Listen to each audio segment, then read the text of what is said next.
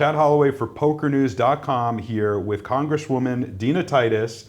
You are doing some great things in terms of trying to help poker players by restoring the tax deduction, which is now 90% because of Trump's big, beautiful bill, back to 100%. Why? Let me ask that. What inspired you to take up this cause? Well, this is my constituency. I represent all of the Strip and downtown, so this is an issue that's very dear to some of my constituents. But it's not just professional poker players or the industry itself. It's the casual bettor who bets on a football game this weekend or the Super Bowl or the Final Four in basketball or something like that. So it impacts a lot of people. Right, absolutely. I know that you had a conversation with somebody that the poker world loves, and that's Poker Hall of Famer Eric Seidel. Oh, yes. What was it like to have a conversation with him? He's a hard one to get in the poker world. Well, he's an icon, I think, in the poker world, and I was very excited to meet him and talk to him. He seems more like a sociology professor than a poker player. You wouldn't pick him out of a crowd. But it was great to talk to somebody who knows the game, who makes a living from the game, but is also attuned to some of the problems. And so he could talk about it from a personal perspective as well as a policy one. Yeah, absolutely. He is a legend, and probably no better representative, honestly, than him to speak out on this. Well, it did make a difference having him, and he was able to talk about people that he's already been in communication with who are changing their habits in the professional poker world because of this statute. And so he could tell it like it is, not just like the book says or the theory is. Absolutely. I know that a lot of the efforts took place in 2025. We're now into 2026. That's right. February. Where do things currently stand with your efforts with the Fair Bet Act? Well, a lot of people were afraid it had to be passed by the end of the year, but that's not true. It has to be passed by the end of next year. But that doesn't mean we want to wait. We want to get busy and get it done because people are planning things, what tournaments they're going to go to, how much money they're going to spend on gaming, laying things out for the year. So the sooner you fix it, the better. Now, we have used every means possible, and that's what we're going to continue to do. My bill has been introduced. It's gotten bipartisan support. I'm happy about that. Some other people have introduced bills that do the exact same thing.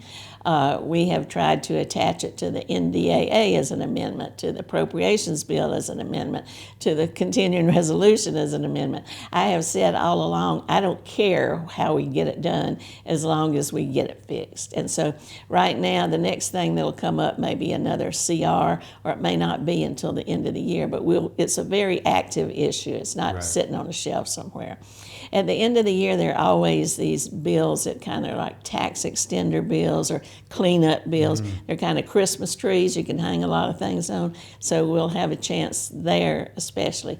And I remain optimistic we'll get it done. Sure. So by the sounds of it, it would be kind of later rather than sooner if it were, because there's more movement at the end of the year. That's exactly right.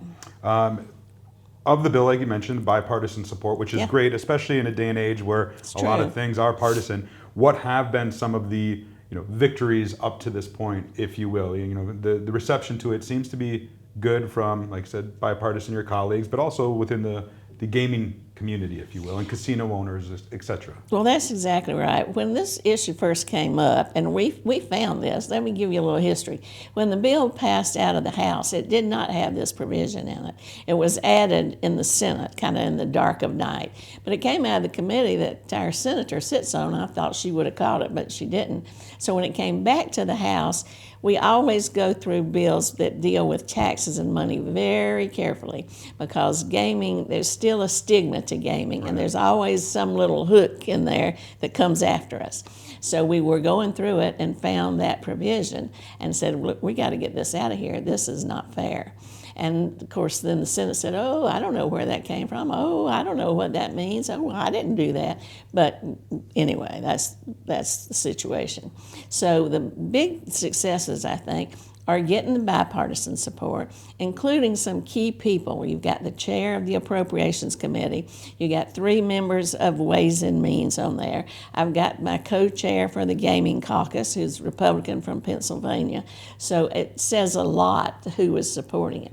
And when the Ways and Means had a committee hearing out here in Las Vegas, we got the chair, I sat in on that hearing, to say this needs to be fixed. So he's on the record of saying it. So, I think it's just a matter of timing and process, not policy. I can say poker players are very suspicious about things being snuck in bills late at night, because in 2006, the Unlawful Gaming Internet Enforcement Act really changed our industry for the worse. So I think that's why a lot of poker players, myself included, are passionate and want to support these efforts. We said some of the positive things that have happened, but what have been some of the maybe negative or challenging aspects of trying to move this forward? Well, because it was in the big, beautiful bill, that's thousands of pages, it's got a lot of other stuff in there. The Republican leadership is reluctant to open that bill up, because if we want to change something, there'll be other people who want to change other pieces, and then who knows where it goes. Also, this is the thing that Donald Trump bragged about so much, so they don't want to challenge him that, oh, we had a mistake in there. Then the timing, I think, makes a difference. Remember when Donald Trump said no tax on tips right before the election, so he could use that as a campaign issue?